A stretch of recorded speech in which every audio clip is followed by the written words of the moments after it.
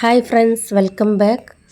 ഇന്ന് 9ാമത്തെ നോമ്പിന് എന്തൊക്കെയാണ് നമ്മൾ പ്രിപ്പയർ ചെയ്തതെന്ന് കാണാം. അപ്പം ആദ്യം നമ്മൾ കിച്ചണിലേക്ക് വന്നപ്പം തന്നെ പത്തിരിപ്പൊടി ഇവിടെ വാട്ടി വെച്ചിട്ടുണ്ട്. അതിനുശേഷം നമ്മളിതാ സമൂസ ഉണ്ടാക്കാനുള്ള ഇൻഗ്രീഡിയൻസുകളൊക്കെ ചോപ്പ് ചെയ്ത് വെക്കുകയാണ്. അപ്പോൾ ഇന്ന് നമ്മൾ വെജിറ്റബിൾ സമൂസയാണ് ഉണ്ടാക്കാൻ പോകുന്നത്. അപ്പോൾ ഇതാ ക്യാരറ്റ്, ബീൻസ്, ക്യാബേജ്, സവാള ഇത്രയും സാധനങ്ങളാണ് നമ്മൾ വെജിറ്റബിളായിട്ട് എടുത്തിട്ടുള്ളത്. അപ്പോൾ നമ്മൾ ഓരോന്നായിട്ട് ഇതാ അതേപോലെ ചോപ്പ് ചെയ്തെടുക്കണേ. അപ്പോൾ ഇതുപോലെയുള്ള ചോപ്പറൊക്കെ ഉണ്ടെങ്കിൽ നല്ല പെട്ടെന്ന് തന്നെ നമ്മൾ പരിപാടികളൊക്കെ തീരും കേട്ടോ.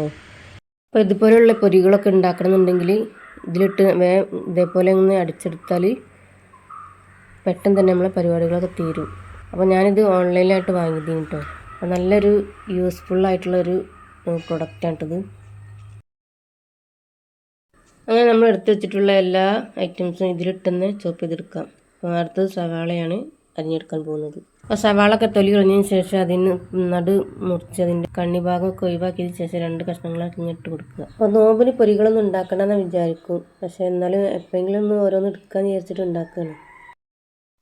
അപ്പോൾ ഇങ്ങനെയുള്ള പൊരികളൊക്കെ ഉണ്ടാക്കുകയാണെങ്കിൽ ഓരോന്നോ അല്ലെങ്കിൽ 2 വീതം തിന്നാൻ മാത്രം ഉണ്ടാക്കിയാൽ മതി കേട്ടോ. അല്ലെങ്കിൽ പിന്നെ ബാക്കിയുള്ള ഫുഡൊന്നും ഓല് തിന്നൂല. ഈ ഒരു പൊരി മാത്രം തിന്ന് മയങ്ങി കിടക്കും, അതാണ് ഉണ്ടാവുക. അപ്പോൾ അതുകൊണ്ടാണ് ഉണ്ടാക്കണ്ടെന്നങ്ങ് വിചാരിക്കുന്നത് കേട്ടോ. അപ്പോൾ സമൂസ ഉണ്ടാക്കാനുള്ള ഓലയൊക്കെ ഇവിടെ ഉണ്ട്. അപ്പോൾ കുറച്ച് പച്ചക്കറി ഐറ്റംസ് ഉണ്ടായപ്പോൾ അങ്ങനെ ഉണ്ടാക്കുകയാണ്. അപ്പോൾ അതന്നെ അടുത്തത് ക്യാബേജാണ് കേട്ടോ. ക്യാബേജ് കുറച്ചൊന്ന് വാടി വന്നിട്ടുണ്ട്, എന്നാലും ഒപ്പിച്ചെടുക്കുകയാണ്. അപ്പോൾ അതും ഒന്ന് ചോപ്പ് ചെയ്തെടുക്കാം. അപ്പോൾ റമളാൻ മാസം ഇപ്പോൾ 9 എന്തൊരു പെട്ടെന്നാണ് നോമ്പൊക്കെ കഴിഞ്ഞ് പോണത്.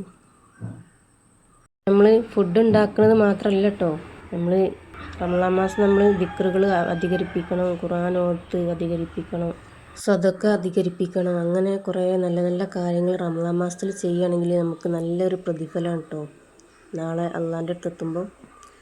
അപ്പോൾ അതൊക്കെ എല്ലാവരും ഒന്ന് കണ്ടറിഞ്ഞ് പ്രവർത്തിക്കുക. അപ്പോൾ ഇതാ സമൂസക്കുള്ള ഏകദേശം ഇൻഗ്രീഡിയൻസുകളൊക്കെ ഇവിടെ റെഡി ആയിട്ടുണ്ട്. ഇനി ഇഞ്ചി വെളുത്തുള്ളിയും കൂടി ചതച്ചെടുക്കാനുണ്ട്. അപ്പോൾ അതിൻ്റെ കൂടെ 2-3 പച്ചമുളക് കൂടി നമ്മൾ ആഡ് ചെയ്യുന്നുണ്ട്. ആദ്യം നമ്മൾ 2 പച്ചമുളകല്ലേ എടുത്തത്. അപ്പോൾ എരിവിന് ആവശ്യമുള്ളത് നമുക്ക് എടുക്കാം.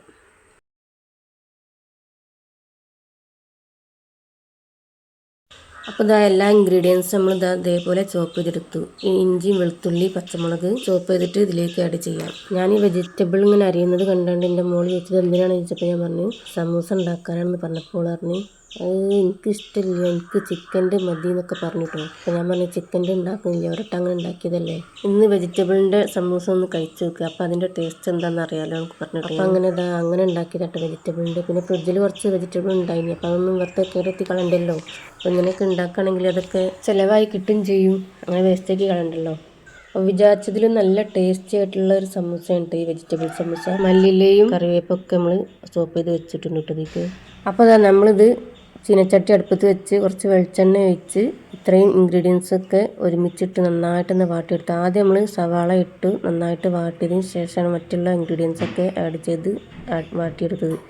പിന്നെ അതിലേക്ക് മഞ്ഞൾപ്പൊടിയും കുരുമുളക് പൊടിയും ഗരം മസാലയും ഉപ്പൊക്കെ ആഡ് ചെയ്തിട്ടുണ്ട് കേട്ടോ.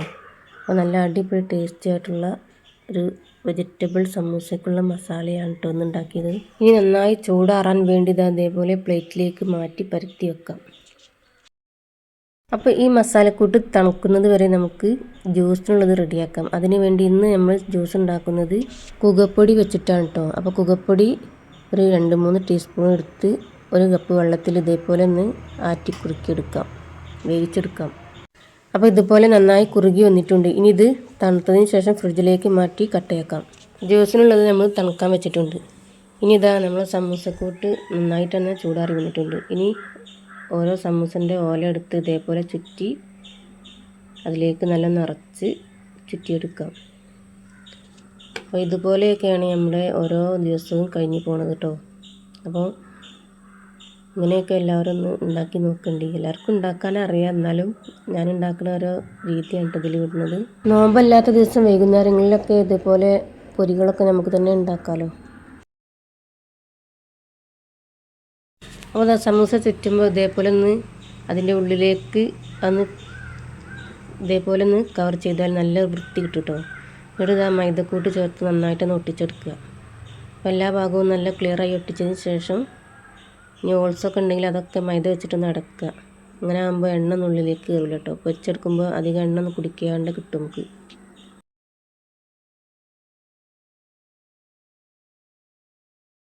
എല്ലാം ചുറ്റിയതിന് ശേഷം ഇതാ നമ്മൾ ചട്ടിയിൽ ഓയിൽ ഒഴിച്ച് നന്നായിട്ടൊന്ന് ചൂടായി വന്നിട്ടുണ്ട്. ഹൈ ഫ്ലെയിമിലിട്ടിട്ട് തന്നെ പൊരിച്ചെടുക്കാം.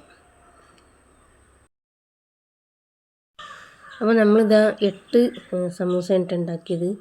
ബാക്കിയുള്ള മസാല കുറച്ചുണ്ടായി, അത് നമ്മൾ ഫ്രിഡ്ജിലേക്ക് മാറ്റിയിട്ടുണ്ട്. അപ്പോൾ എല്ലാം പൊരിച്ചെടുക്കുന്നത് വരെ ഹൈ ഫ്ലെയിമിൽ നിന്നിട്ടിങ്ങനെ പൊരിച്ചെടുക്കാം. പെട്ടെന്ന് തന്നെ മുരിഞ്ഞ് കിട്ടും നമുക്ക്. ഉള്ളിലുള്ളതൊന്നും ഇല്ലല്ലോ. പൊരിയെല്ലാം കഴിഞ്ഞതിന് ശേഷം നമ്മൾ ജ്യൂസും സെറ്റാക്കിയിട്ടുണ്ട്.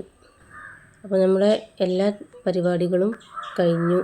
ടേബിളിൽ ഇതാ ഫുഡ് ഐറ്റംസൊക്കെ സെറ്റ് ചെയ്ത് വെച്ചിട്ടുണ്ട്. പത്തിരി 2 വിധം കറി ഇട്ടിട്ടുണ്ട്.